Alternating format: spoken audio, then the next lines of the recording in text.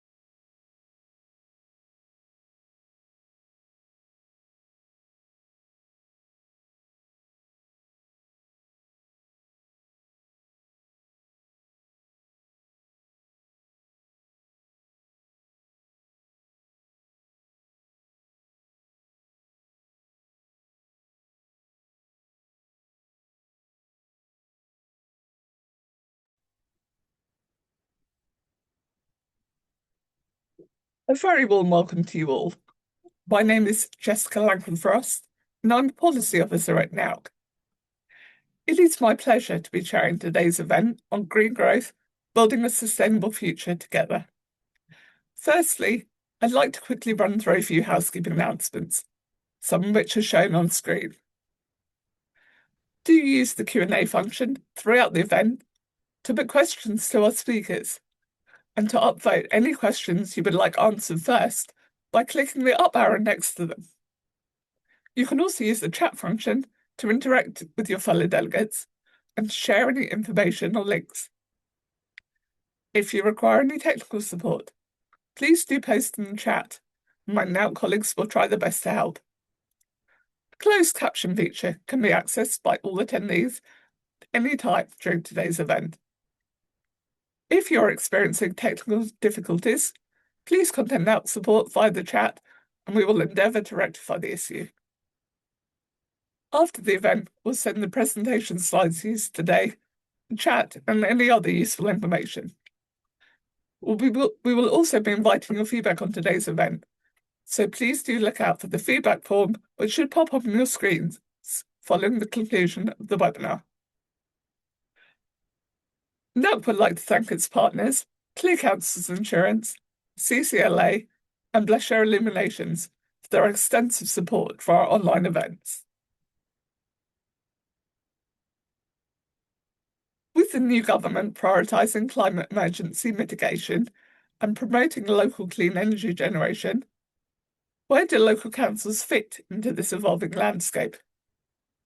This event will explore how local councils can be pivotal in advancing clean energy initiatives and driving community growth.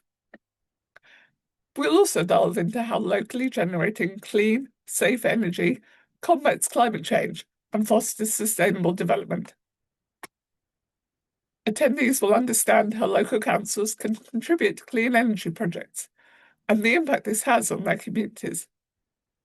More importantly, you will discover practical, actionable strategies for your council to engage in local energy generation while supporting broader climate goals. You will also learn how clean energy can be a catalyst for local growth and a key factor in combating climate change. So, I'm thrilled to be joined today by a brilliant panel of speakers. Linda Foley, Local Authorities Coordinator at the Carbon Literacy Trust, Matt Mellon, Climate Action Lead at Frome Town Council, and Harriet Sanson, Community Action on Energy Lead at the Centre for Sustainable Energy. Now, without further ado, I will hand over to Linda. Over to you, Linda. Hello, thanks, Jessica. Good morning, everyone. Could I have my slides up, please?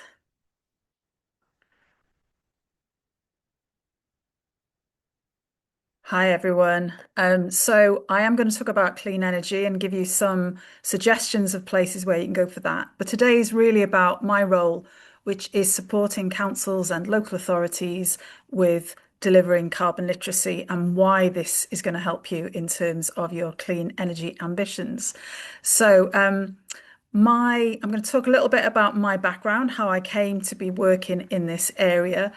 But for me, my raison d'etre is about giving the next generation hope. And part of the way that we do that is by scaling up as quickly as we can. And I want to talk about what we're doing at the moment in Manchester and how we're trying to encourage engaging with communities using a place-based approach. Okay, thanks, Liv. So, my story goes back to 2006, reading this amazing book by George Monbiot. Many of you'll have heard of him. And it was with complete shock that I read this book and realised that we were in a climate emergency. I work in education all my career. I was a teacher, head teacher, and I got involved then with my local authority in Bury, if those you know that town just north of Manchester, and I became the environment and land-based diploma lead. So we put a load of work into building partnerships between local colleges, farms, schools, the whole community in order to make people understand about sustainability and how we needed to change our lifestyle. We got to the point we had a 1.2 million environmental centre being built in Bury. And in 2011, a new government was brought in and they decided to, quote unquote, cut the green crap. So all that planning, all that vision for the future, all that preparing a whole generation of young people who'd go into green jobs, that all went overnight. And I learned a lesson. So during my research at the University of Manchester, my doctoral research, I realised that if you actually want to influence policy, you have to get involved in politics. So the lesson for me after a year at university was, it's politics, stupid, not the economy. So I started doing a national professional qualification in executive leadership, I decided that I wanted to bring climate education and climate action into the school system. And then I scoped. So I went to London, I went to Leeds, the Climate Commission there. I looked at XR, I looked at United Nations. And at one of these courses down in London, an NEU Education Schools and Climate Change Conference, I heard about something called carbon literacy. I said, great, it sounds exactly what I'm looking for. Where do I go to do it? And they said, you go to Manchester. So I had to come all the way back to Manchester, where I lived, do carbon literacy training in 2019. And for me, it was the silver bullet. I thought this is the thing that will help all of us in society, whatever sector we work in. This will help us understand the urgency of the climate emergency, and this will give us the tools to act on it together. So it really was for me a kind of life-changing moment. I was also affected by the student strikes in Manchester, where I live. Young people were out St. Peter's Square, in front of the town hall, in front of the Central Library, in front of the Emmeline Pankhurst statue, if anyone's been to Manchester. And I was really, really taken that our young people were coming out of school on a Friday and striking for the future. And that again had a huge influence on me. We started up a small group. I was elected as a councillor. We started up a small group in my ward called People, Place, Planet Didsbury. And again, people from all walks of life, everyone that you could possibly think of. People who work in the travel industry, people who are doctors, people who are teachers, people who are housewives, people who are retired, coming together and saying, what can we do in our community? And I think that's really important, because what we're talking about here is about engaging with our communities and bringing about change. I was then elected as Deputy Executive from the Environment, and Manchester as a local authority, and I know many of you, your councils, will do carbon literacy training. Manchester decided that they were going to go with this really big, and we are now a gold carbon literate organisation. Over half of our staff, over 4,000 people, have been trained in carbon literacy in order to bring about a culture, a low carbon culture, into the organisation. And the question that I asked is, if this low carbon culture is working for the Manchester City Council, which it is, we're still within our carbon budget, then why not extend that to the whole city? Thanks, Liv. So, for those of you who are new, and I'm assuming that most of you will have heard of carbon literacy if you haven't actually done the training, it is an awareness of the carbon costs and impacts of everyday activities and the ability and the motivation to reduce emissions as an individual, as a community, and on an organisational basis. So I think Harriet will go on to tell you that lots of organisations that are doing community energy programmes often begin with carbon literacy training. Thanks, Liv. So this is what the project is.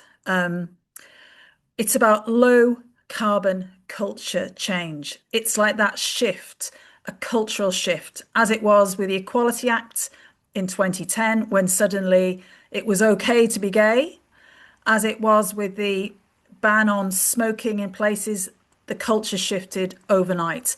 And what we're aiming for to help get the transition to this zero emissions society that we need is to educate people so that we can have this shift to a low carbon culture change. So I'm a counsellor, but I also work part-time for this charity.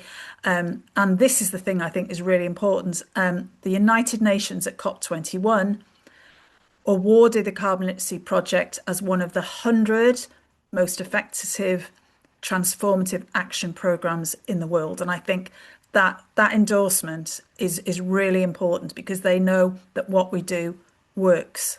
Thank you, Liv. And these are the statistics. So for every person who does the day's training, 5 to 15% of carbon saved. We work across all sectors of society. We have worked, at the moment, we've certified 1,406 citizens. And every person who does the carbon literacy training In order to get certified, they have to pledge two actions, a personal action and a workplace or a community-based action. So they estimate that it's about 500 billion tons of carbon saved. So very, very practical. Thanks, Liv. Next slide, please. So Manchester Carbon Literate City was launched last year, very place-based. So when you're talking about local councils, there are several other areas of the country at the moment exploring this option. So what we've said is that our place, Manchester, we are going to aim in the next 3 years, the next 2 years, sorry, we're 1 year in, to certify 15% of those who live, work or study in our city. And that's measured. We started off with about 5,000 people. We're now on 20,000 people. We're hoping in 2026 to double that so that we'll have 40,000 people. And then the following year, we'll have over 80,000 people. It's a hugely ambitious goal, but we're working towards that at the moment. Next slide, please. And these are sort of sectors that we work in, but there are new sectors being added all the time. So food and farming, social housing, sport, small and medium enterprises, schools and universities. For Carbon Literacy Action Day recently, we did carbon literacy training at the Halle, if you know it, the big music venue in Manchester. We work with governments, we work with the civil service. Auto Trade are big supporters of ours. They've got a free toolkit. We work with the NHS and we work with over 200 local authorities and councils. We've also just piloting at the moment a fashion toolkit as well. That's being rolled out at the moment. Next slide, please. So what is it? Well, it is about the science of climate change and the impact of climate change. It is about our responses, the policies, the solutions. But I have delivered this training to geography teachers who said, we don't need this training. We've all got degrees and masters in environmental. And at the end of it, they've said, what this course is really about is about communication and positivity. And so we use local examples wherever possible. We use peer-to-peer delivery, and it's very practical and engaging. So people go on a journey through the day of the kind of shock. If you go back to my first slide, this can't be true. They go on a journey, and hopefully it's a very hope-filled journey, which at the end of it, they feel they've got the tools to make changes to their lives, but also to encourage other people to be part of this movement. So if you're trying to encourage people to get involved in a community energy scheme, what you need to do first of all is make sure that they really understand that urgency and are willing to invest in taking the action that is needed. Next slide, please. Okay, so I'm going to talk a little bit about schools here because this was really my mission. And there's now a statutory expectation that every single school in the country shall have a climate change action plan. So the staff toolkit, which I have been piloting in Manchester schools, is designed as a way in which schools can illustrate that they are taking commitment. Next slide, please, Viv. So it's an accreditation, it's an award, and it certifies staff and students. It shows they're taking action. And this is the most important thing. They engage with the community around them because people might not trust politicians. I'm out canvassing every weekend. I sometimes have the door shut in my face. Not interested, love, not interested in politics. But everybody is invested in their local school. Thanks, Viv. And so if you want to engage with the community, what schools can do is once they've engaged with their own students and their own staff, then and looked at their estates, all the practical things, and there are lots of schools investing in solar panels and EV chargers. A few of them have even got wind turbines. Once you've invested in your schools, you then look outside. And so there are free carbon literacy courses just being piloted for Christian congregations, for example. So a school in my world that I work with, that become a carbon literate educator, have been doing training for other groups in their community. such as there's a befriending group. So they provided a venue for the staff of that and some of the volunteers to be trained up. So there's this really important relationship between those two things. Thanks, Viv. This is the process you need to go through. I'll go over that. Thanks, Viv. And this is really important. If we are going to put the urgency into the climate emergency, we have to reach a tipping point. And those of you who read the Malcolm Gladwell book, what lots of researchers have said is that in order to innovate new things like local community energy projects, first of all, people have to see it around them. And that kind of social contagion idea that people almost catch ideas from the people around them. And that's where the peer delivery is really, really important. Next slide, please.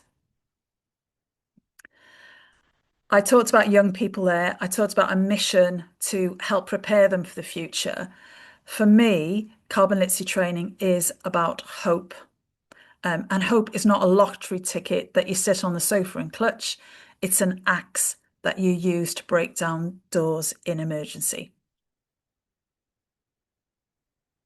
Next slide, please. Okay, so I'm just going to end on a recommendation that I've mentioned to Harriet and Matt earlier on.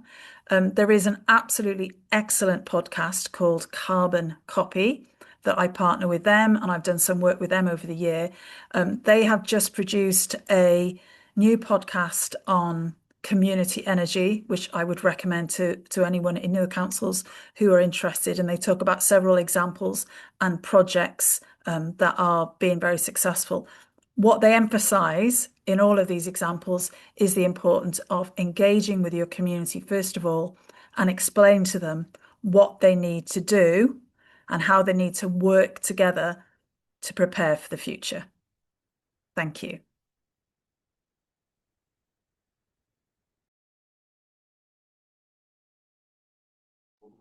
You're on mute, Jessica, just to say. Thank you, Linda. And just to remind our attendees today, if you would like to put questions, do have questions for our panelists, please do keep putting them in the Q&A box. Now, over to you, Matt.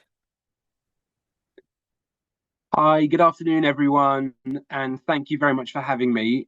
Thank you, Jessica, for the introduction, and thank you, Linda. That was absolutely fascinating. I've been scribbling down notes, and there's a huge amount in there that I think we'll be looking at in Frome. I'm just going to share my screen.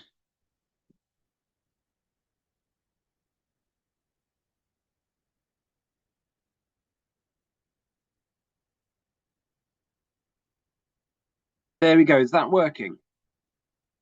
Yes, that's brilliant. Okay, then. So I'm just going to speak for a bit about the climate action we've been doing in Frome and how that links to green growth and building a sustainable future together. My name is Matt Mellon. I'm the climate action lead at Frome Town Council. On the original agenda, it said that I was going to be joined by Councillor Fiona Barrows, who's our lead councillor, and unfortunately, for personal reasons, Fiona can't join today, so I'm going to present on her behalf as well. She sends her apologies. So in this talk today, I'm going to just go over the three main things that we do, and in each case, think about how that links to the opportunities for green growth, especially around renewable energy. And the three main things that we've been focusing on over the last year have been engagement, getting people talking about climate change and increasing general understanding, mitigation, which is obviously our efforts to reduce greenhouse gas emissions from Frome, and adaptation, which is adjusting how we live to adapt to the changes that are happening. So in terms of engaging people within Frome, we've had a major new push around renewable energy and retrofit. And it certainly seems like it's a really good time in terms of solar panels being cheaper than ever. And of course, energy prices going up. So we've had a really good connection with people on those two main fronts, which have become the two pillars really of what we're doing on climate in Frome. We're constantly running climate events, and we've had a series of home energy events. We had a great talk from Howard Johns, who runs Pop Energy, who was talking about creating a movement for people in neighbourhoods to put solar panels and batteries on their houses. We ran an adaptation workshop at our biggest venue in Frome called the Cheese and Crane in May. That was brilliant. We were going to do it at Frome at the town hall, but it was so oversubscribed we had to get a bigger venue. And then we wanted to follow that up with something suitably ambitious, and we booked Rob Hopkins, who is the founder of the transition movement, and he was really amazing for helping us to look further in the future and flip how we look at climate change. And overall, with engagement, what we've realised is that for a lot of people that are interested in taking action, they're bumping up against various barriers. And some of the main barriers is that if you want to put solar panels on your house or an air source heat pump, there are cowboys out there, and it's an investment of money, and it can be quite off-putting. You know, the concern that you'd make a significant investment and then it would go wrong. So we see that there's a real role for Frome Town Council in reassuring people, and we can't recommend solar installers necessarily, but we can certainly signpost quality certified companies, and that could become a green directory for the area. Also, on engagement, we've been thinking a lot about data, and data is the kind of thing that leaves a lot of people cold, and we think of it as being something for scientists or financial people. But of course, data is just information about the world. And if you don't have data, then it's really hard to know, to understand the state of the planet or how us changing our lives is having any effect. So we're really interested in trying to make data come alive for more people in Frome. It's interesting, isn't it, that on most of our phones, we could open an app and have absolute up to the second financial information about the value of the dollar, or some share price. But if you wanted to open your phone and find an app and see, is my river so polluted, can I swim in it, yes or no, or how many hedgehogs are there, or how much of my town's energy is renewable, there's nothing like that out there at all. That kind of information is very hard to get hold of. We've been thinking about a sustainability dashboard for Frome, and it's really interesting. Just the biggest first challenge is just to get the data. The actual creating an app or some way of displaying it for people would be easy in comparison to getting it. But so this is something we're going to look at next year, and we've set up a partnership with a company that's got a local footprint who's interested in sort of sponsoring the work. And our sense is with all of this, it's a major role for us to provide information and support and help. But there's a real the other thing is the kind of magic dust you sprinkle on it, which Linda was alluding to, which is how do you create a movement? How do you get this to take off? And we think that they're helping people to see how the changes that they're making fits into a bigger whole could be very motivational. There's research out there that shows if you want people to recycle, then the best thing you can tell them is to tell them to what extent their neighbours are recycling. And if you're told that all your neighbours are recycling and you're not, then it's highly motivational that you would start recycling. And I think there could be similar things around retrofitting your home or putting solar panels on your roof. If you feel like your neighbours are all doing it and it's creating a movement, then that could be very motivational to become part of that.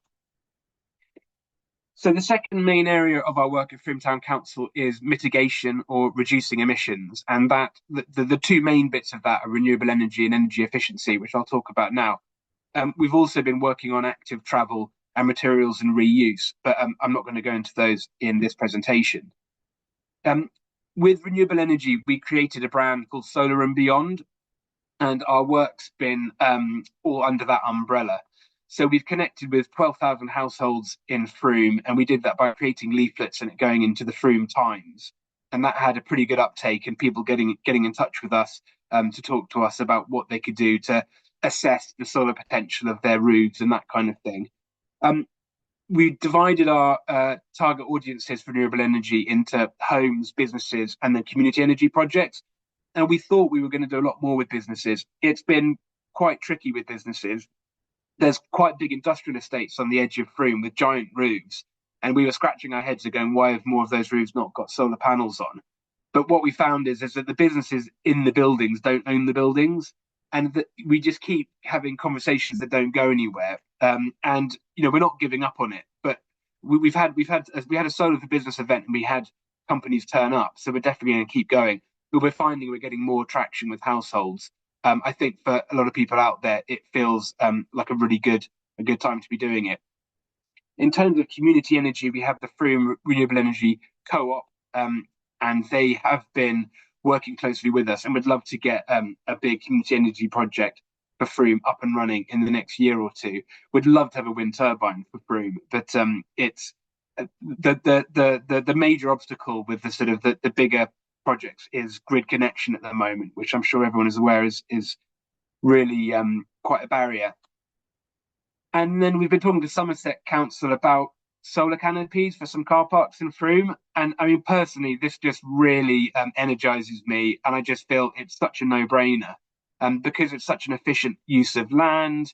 When we're thinking about adapting to the future and heat waves and things like that, it creates shade and also shelter. There's a big car park in the centre of Frome where there's a market, and it's often in the depths of winter, it's pretty miserable being rainy, and it could provide shelter for when the car park's used as a market. I just read an article, and they were saying that the total potential of, if you put solar canopies on all car parks in the UK, is 11 gigawatts. And that's almost the entire renewable energy production of the country as it stands at the moment. The issue with solar canopies is that they're more expensive to put up than putting solar onto roofs.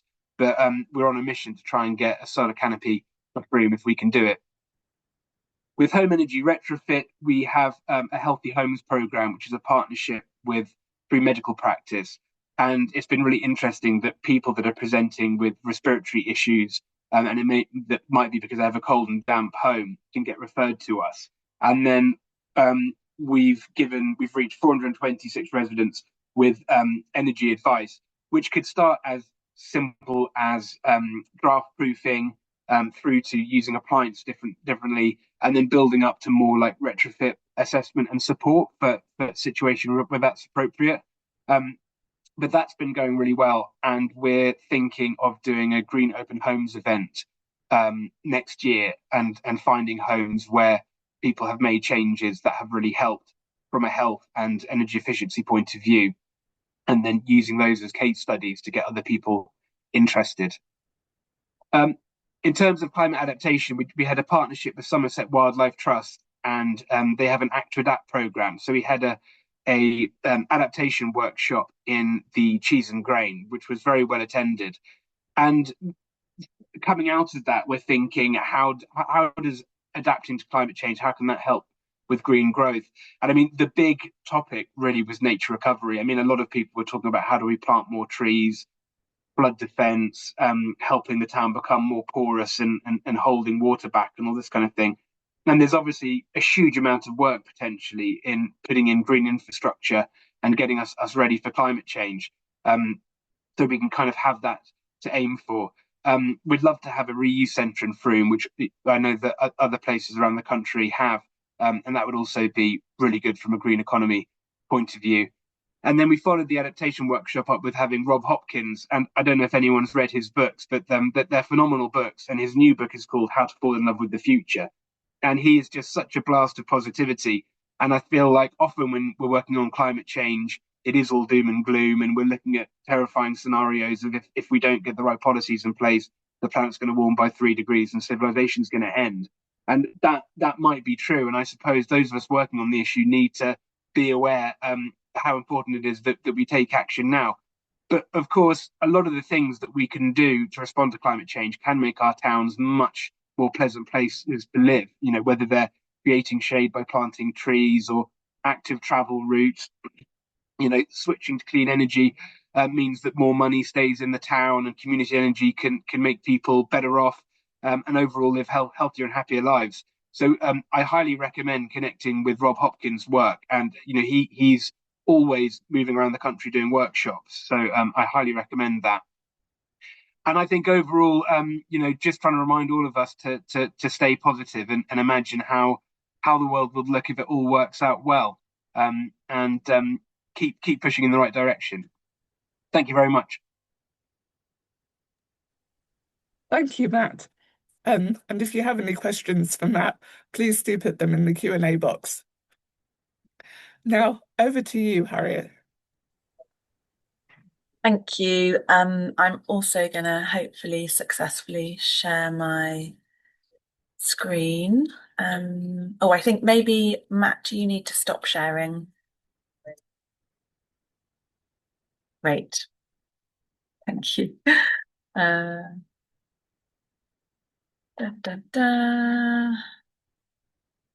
Okay, and then if I do that, is that working as it should? Yes, that's looking great. Great.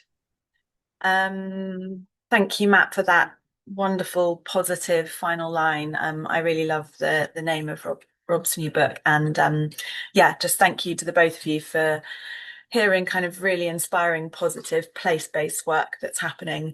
I'm gonna, I suppose, zoom out a little bit and talk about some general kind of principles for how we give advice to kind of local councils about what role they can play, as well as kind of indicate a few resources that we have that are freely available to kind of support that. So I'm Harriet Sansom, and I work at the Centre for Sustainable Energy. I lead the Community Action on Energy work programme. And yeah, thank you for inviting me. So if you don't know who we are a Bristol-based charity. We've been around for quite a while, and we kind of work on the twin challenges of tackling the climate emergency as well as ending the suffering caused by cold homes. So we have quite a large part of the charity is doing a lot of kind of energy advice and fuel poverty work, working with vulnerable households, supporting them to kind of understand how to manage debt, how to pay their energy bills, how to make improvements to their homes. And then the team I'm in is the kind of communities team. So we work with local authorities, local councils, community groups to kind of support and empower action on energy and climate change. And then we also have a research and policy team. And we're kind of a project funded charity. So yeah, kind of zooming out a bit, I think I just wanted to speak to some kind of overall principles for the types of roles that local councils could play. So definitely we see parish and town councils as kind of being in a unique position to kind of stimulate grassroots action, and recognizing that local councils come in lots of shapes and sizes with different degrees of funds available, different assets. So kind of trying to recognize that breadth of what's possible. We kind of see the role of local councils as being one of convening, engagement, planning and lobbying, and funding. And I'll just talk through each of those quickly in turn, recognizing we don't have much time. But I think it's really to stress that local councils don't necessarily have to be the ones actually doing and delivering projects, but there's a unique role in kind of facilitating that to happen locally. So for the first two, convening and community engagement, there are various ways in which we see that could happen, and we've worked with town and parish councils before, and we've kind of witnessed that. So the ability to kind of provide a space to community groups, community organisations who want to do stuff, facilitating meetings and workshops, having events which kind of bring people together. Often we know there's desire within communities, but sometimes it's just the need for a kind of facilitation role which is lacking to bring people together, and that in itself can then kind of build momentum and support community actors to kind of self-organise. Run engagement and awareness raising events. I love it. Matt just completely spoke to that, kind of running all these fun, inspiring events and kind of bringing people together about what they can do. Showcasing other examples, even kind of surveying and consulting residents within the area in terms of what appetites and what needs there are. So that's the kind of convening engagement role. There's lots of different ways that can play, but these are just some examples. more the kind of, I suppose, political side of it, the planning and the lobbying.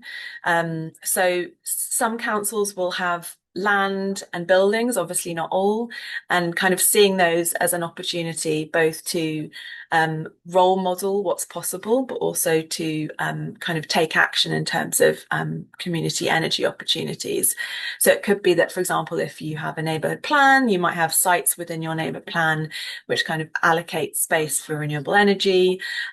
You might kind of want to play quite a proactive role working with kind of higher tier authorities in terms of what their ambitions are, what their policies are, what allocations they're making.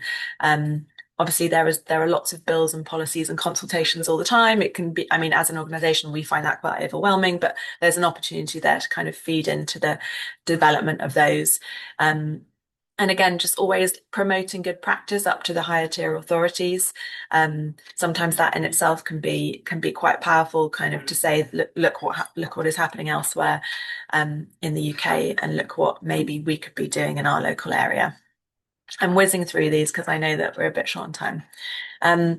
And then funding, obviously, this will come in different shapes and sizes depending on your local context, but there could be a role in kind of signposting groups to local sources of funding.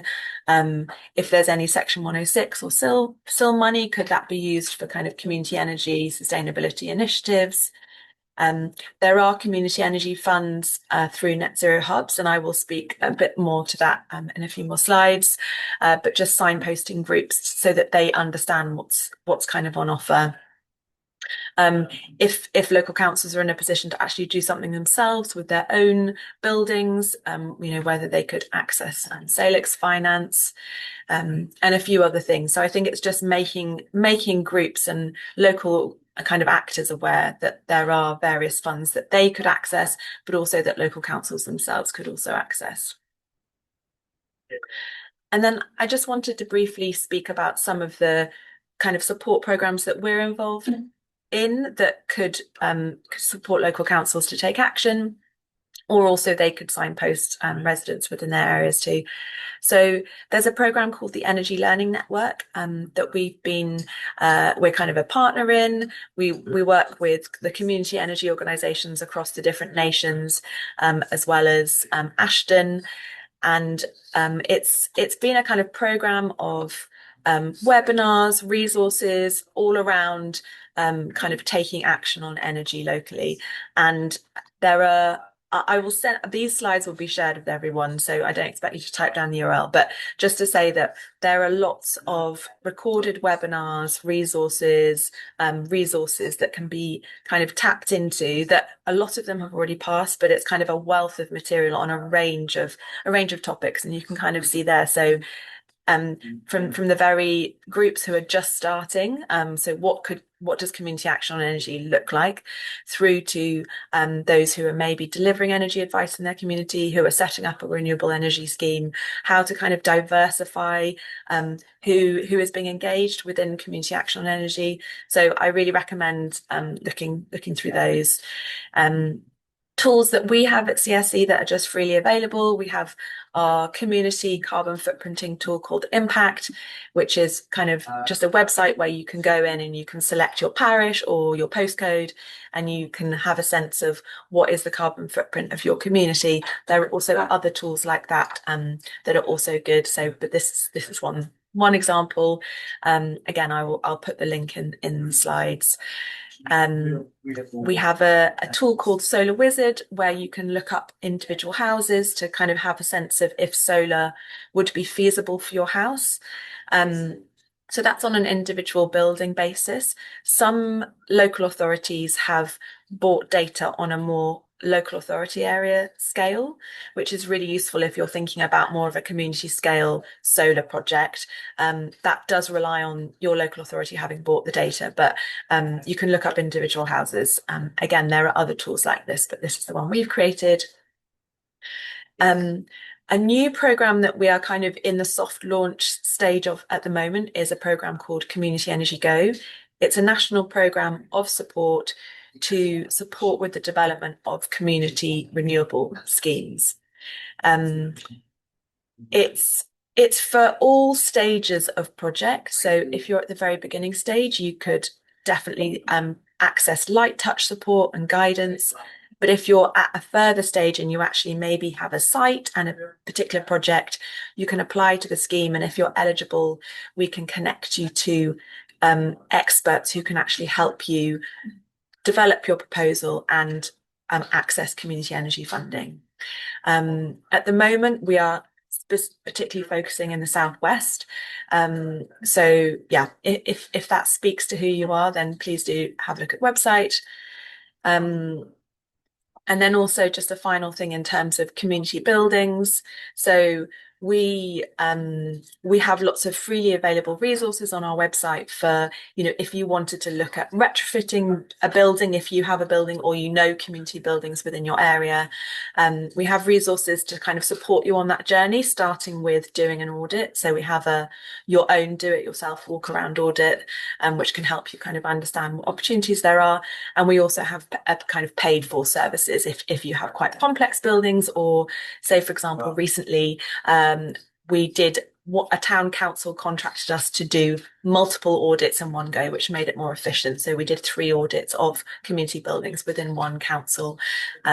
So yeah, those are just some of the offerings that we can give. But I also really recommend just looking at our website. We have lots of YouTube videos on a whole variety of topics, from kind of fuel poverty, how do you kind of use a prepayment meter, all the way up to kind of what does community energy look like at a larger kind of renewable scale. That was a whistle-stop tour, so I'll stop sharing. Many thanks, Harriet.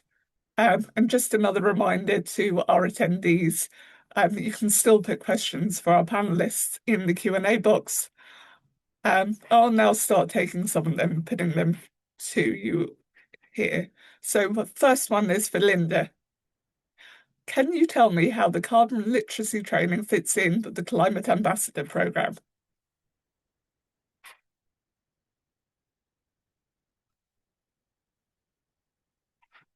Hi, Catherine. It fits in really well. We actually work with the Climate Ambassadors Northwest of England, which is based at Manchester Metropolitan University. I was in Reading 2 weeks ago at the National Climate Ambassadors Conference. And so I am a climate ambassador. I volunteer. I do carbon literacy training in schools, unpaid as a climate ambassador, as well as kind of having a role in advocating for it. So yeah, it's a big part of the programme. One interesting project that we're working on at the moment is the analysis that they did of the schools that are engaging with the Climate Ambassadors programme. For those that actually have climate change action plans, they noticed there was a really big gap between special schools. There was very low uptake from them.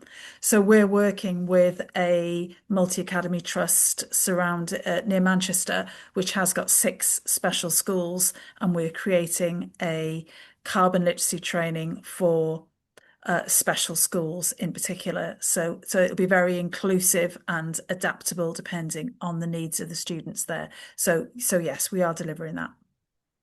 Thank you, Linda. And I have another question for you here. It says, I am a council officer and would like to get my colleagues to do carbon literacy training. Is there a cost involved? And if so, how much is it? Okay, so depending, there are some free open courses available. The first thing I'd say is go to the website. So at the end of my slides, you can contact local authorities at Carbon Literacy and we will respond to individuals. The cost really is the certification. So each person, the certification costs only £15 per person. Once you are certified, so say you wanted to become a trainer, once you're certified, you do a 90-minute course. You get access to the course, which again, depending on the size of your council, you might have to pay for, or you might be able to get for free.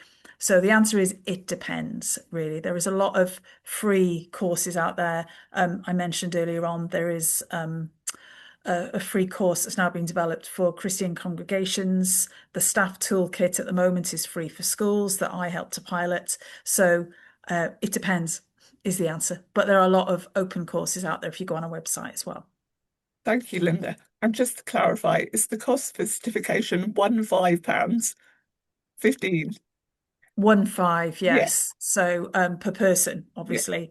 Yeah. And then you can recruit a trainer, you can get somebody, we've got lots of consultants, lots of people who specialize in working with councils. So it varies on the size of your council, and it also some councils, I think initially for about 2 years they got it free because it was funded by the Department for Energy and Net Zero, but I think now there is a cost for the license.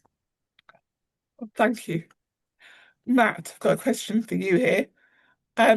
It's about your solar canopies. What happens to the energy that you produce? This person says they couldn't seem to get anything better than a standard export guarantee price, i.e. 3 or 4 pence, which made any ROI on such a project unfeasible. Well, this is always the problem, isn't it? And we feel like the numbers would only stack up if you were doing a solar canopy right next to large energy users. So right in the centre of Frome, there's a car park that's officially called the Cattle Market car park, but most people call it the Cheese and Grain car park, and it's just outside the main music venue, the Cheese and Grain. And also nearby is the library, and there's a business precinct. So we're thinking that for that solar canopy to work, it would be about linking up with a microgrid to those large energy users. And then the other thing you can do with the solar canopy is it does help the rollout of EV charging. So there's some technical steps there to get across. But if you can combine the solar canopy with EV charging, then that's ticking a lot of boxes as well. But yeah, I mean, the short answer is if the solar canopy would only function by selling back to the grid, then it wouldn't financially stack up. Great, thank you. Now I have a question for Harriet. Is there any update on the government's approach to community energy schemes? As I understand, we are awaiting legislation which makes the metering and billing easier. Also, are community energy schemes planned to be a serious part of the government's strategy to net zero, or just a token gesture? Oh, that's a nice meaty one. So I think the first bit, I think that question is asking whether it's possible for community energy schemes to kind of sell directly to households. I think that's what it's asking. So I suppose there's I would say not currently. There's a thing called P441, which is the mechanism that would allow that to happen, and that's currently still out for consultation. There is something called P442, which was approved earlier this year, which allows selling to commercial operators. So that does open up opportunities for community energy projects.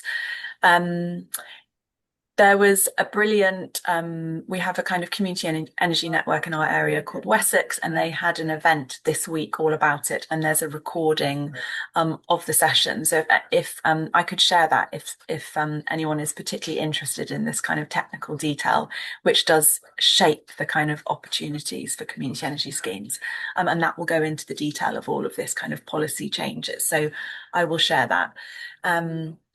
On the second question, I'm going to be hopeful in line with Matt's guidance that I think GB Energy do want there to be a kind of strong community energy part of what they're going to be doing. We're kind of waiting, but we're hopeful that more money will go into the kind of GB Great British Energy Community Fund, so to support community energy schemes. I know that there will also be funds which will be kind of go directly to local authorities, and then will be for them to maybe decide how they use that. So I think there's a role in facilitating good relationships between local authorities and community energy organisations, and to kind of make sure local authorities understand the potential of community energy and what community energy organisations can do, and that many are quite professionalised. So I think there's something that more could be done to that, but I am hopeful on that question. Great, thank you. I like the optimism there. Now we have a question that says, is there anyone who has information on how the rivers and burns in our small village in Northumberland could produce clean energy for us locally. Do any of you know how that could be done? Any experience in rivers in a small village? I mean, fundamentally, sorry, it will depend on the flow rate.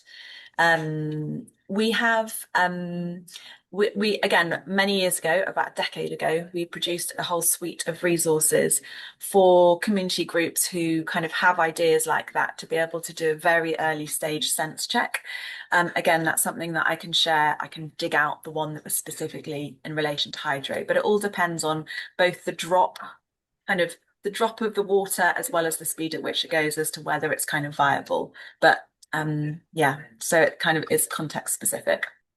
Thank you. And I have another question for you, Harriet, here. It says, can we, as a parish councillor, be trained as community building energy surveyors, and can it be applied to domestic properties? Oh, so I would say surveying domestic properties compared to it is quite a different thing to community buildings. Obviously, community buildings come in all shapes and sizes, from kind of quite complex leisure centres to kind of single room village halls. But yeah, I would say they're quite different things. In terms of being trained up, there's a very kind of clear route in for becoming a domestic energy surveyor, and as well as different roles you can play. So whether you become a retrofit advisor, a retrofit assessor, and there's kind of quite a clear pathway for that. We don't do that ourselves, but there are kind of accredited schemes. In terms of becoming a community building surveyor, that's a slightly different route. You might be a chartered surveyor. You might come to it through just kind of practical experience of working in the building sector for a long time. So there are different routes, but yes, of course, anybody could go through that training.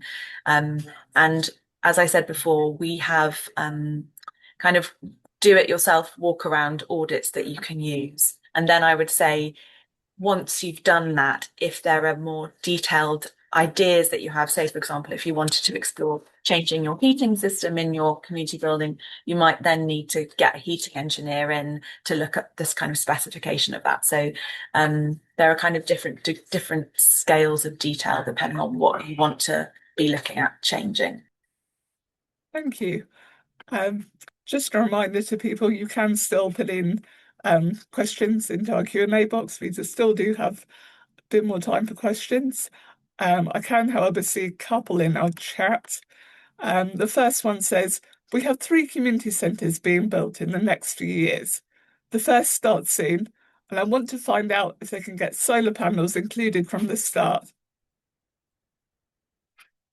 Does anyone know if you can get solar panels included on a new community building? I mean, of course, I think, I suppose, I mean, in quite a lot of areas, sometimes it's required through planning, but if the orientation is right and there are no conditions that would restrict it being kind of technically possible, then of course you can put solar panels on most buildings as long as the roof is structurally sound enough. Thank you. Now we have a question for Matt that says, how many trees has Ferrum Town Council planted in the last 2 to 3 years? Thank you. That's a really good question. And in the adaptation workshop we ran, and in general ongoing conversations, it's clear that for a lot of people, it just feels like a no-brainer that we should be planting more trees. And, point number one, because they suck carbon out of the atmosphere, but they also create shade and hold water back and create, habitat for biodiversity. And if you're concerned about climate, trees are a good thing. We're really lucky at Freedom Town Council. We have a dedicated tree officer, and so she's her job is figuring out where to plant more trees. It isn't always as straightforward as we might hope. We, as part of the adaptation workshop, we were thinking about how to create shade in the centre of town, and planting trees is a really appealing way of doing that. But there's almost nowhere that we can actually practically do it because of the complications of digging digging up and what's under the paving slabs, and in many cases it's gas pipes or water pipes or what have you. So in terms of creating shade in the centre of town, it might be more about hanging shade across from buildings. We have a goal to achieve more tree planting, which is to plant 5,000 trees over the next couple of years, and that's in our council plan. I couldn't tell you exactly how many trees were planted in the last 2 years. I do know that we're very proud of a teeny forest that went into a park, which was very popular. And I think in large green open spaces, there's obviously conflicts of interest, and people want large areas of grass to play football, which is totally understandable. But the question is around the bits that people are using for recreation. Can we get more trees in? And we just want to. I mean, I have lively conversations with the head of our environment team, because ultimately it's his team that are in charge of the green open spaces, and we've agreed that it's okay for me to nag him about tree planting, but ultimately, that sits with him. If I could just jump back to the question about rivers, if that's okay. When I started in my role about 14 months ago, I was really excited about the potential of hydro. Frome is an old industrial mill town, and there's several sites around the town where there used to be mills, and all of those have a lot of conditions that would make them right for hydro. In terms of, in some cases, they still have the foundations of where the old mill was. They're places where you have a good flow rate, etc. And a feasibility study was done, and all those sites were mapped. And pretty much everyone I spoke to with greater expertise than myself in renewable energy after starting the role said it's just financially not viable, which is such a shame. And I think that's because the technology is quite expensive. There aren't grants available. There's a lot of sort of bureaucratic steps you have to get through with the Environment Agency and surveys and stuff. Having said that, near Frome, there's a place called Tellisford Mill, and I've shared a couple of links in the chat. And there's a couple there who did put hydro in, and it powers a large part of the village and their offices. And I've shared a funny article about it, and I think they sort of say in the article that it might wash its face sort of 20 years down the line, but they did it anyway because they wanted to for all the right reasons. But yeah, unfortunately, I don't think in Frome we're going to at the moment try and do hydro. I think a wind turbine would make more sense. Oh, thanks, Matt. I've got one other question from the chat here, which I think is for Linda. I think this is from when you were talking about carbon literacy training. Looking at the price index, would a town councillor be classed as a community audience?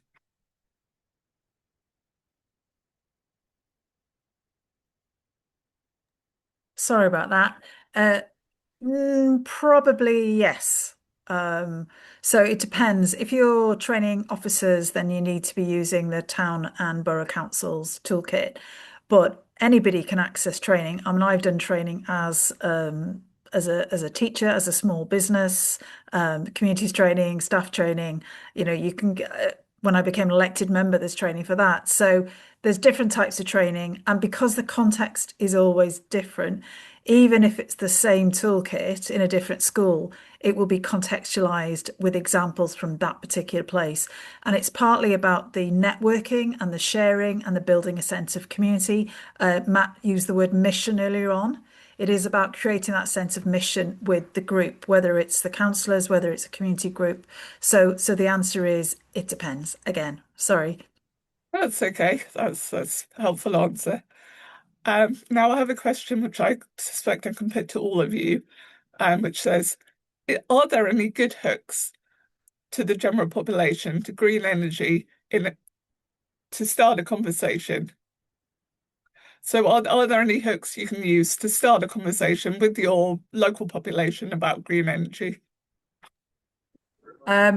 As putting my people, place, Planet Didsbury hat on, what we did was we organised a little bit like you, Matt. We organised a speaker who's a local retrofit expert. We did a workshop, an evening workshop. We had about 30 people came. And as a result of that and the conversations that we had there, it was very, very simple, very basic, talks about retrofit options. I think about half the group, we followed up a year and a half later, but half the group have actually had their home retrofitted. So I think that's a really, really good way of engaging people. Just put an event for the curious, if you like, and then sharing resources with them. Thank you. Matt, did you want to come in there? Okay. Harriet, do you have anything you wanted to add? I just put something in the chat. I suppose it depends whether you're engaging someone on kind of making changes within their own home. We always stress talking about kind of the health and well-being benefits of doing that, recognizing that some people won't respond as strongly to kind of environmental energy saving narratives, but health and well-being and making your home more comfortable, more affordable to run is always good. And then at the more kind of community scale, definitely I think there's evidence to say that people respond strongly to kind of talking about energy security across the country and being able to kind of meet our own needs without relying on energy from elsewhere. I think those are strong narratives. Recognizing also that there are sensitivities around kind of pride of landscape and kind of preserving rural landscapes. I think it's kind of how you can build those two together. But I would really recommend Climate Outreach have a lot of really great research on kind of how different topics, how to kind of engage on different topics with different audiences. And I've put a link in the chat. Great, thank you. Well, if that's all of the delegate questions that we've had, then I will start sort of concluding this event by asking our panel of speakers today to sum up by providing one piece of advice for councils looking to contribute to clean energy projects. So can I start with yourself, Linda? What one piece of advice do you have for a council that's looking to contribute to a clean energy project today? I would get people together, do carbon literacy with them, and then get them to listen to the Carbon Copy podcast, Use Decentralised Energy. Great, thank you. Matt? Yes, thank you. We've certainly found it's worked focusing on homes and focusing on messaging around saving money and resilience. And we've connected with homes with events and leaflet drops in the local newspaper, which have all worked pretty well. Harriet? I might be repeating what Linda was saying, but I would definitely repeat that thing of the kind of power of bringing people together and holding space. I think there are people who kind of want to take action, don't know where to start, need a bit of camaraderie. So I think that's kind of a powerful role that you can play. Great, thank you. So now I'll say a huge thank you to our fantastic speakers today, Linda, Matt and Harriet, for their valuable and insightful contributions. Please do fill out the feedback form when it appears on your screen. Our post-event mailing will go to all attendees. We'll include the chat and any presentations you saw today and the event recording. The event recording will also go up on our website after the event.